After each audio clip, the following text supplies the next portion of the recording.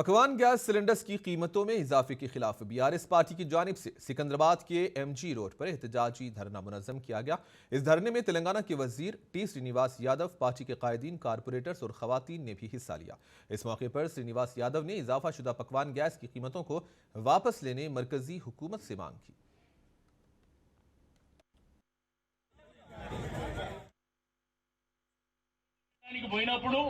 ఈ దేశంలో ఉన్నటువంటి మహిళలందరూ గ్యాస్ సిలిండర్ కు దండం పెట్టాలని చెప్పారు. నేను అడుగుతున్నా, ఇప్పుడు ఎవరికి దండం పెట్టాలి?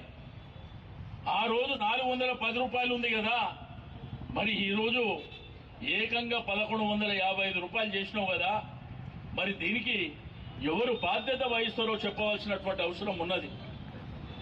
మీకు పరిపాలన చేతగానటువంటి దద్దమ్మలు మరి ఈ దేశాన్ని ఏ విధంగా పరిపాలన చేస్తారు?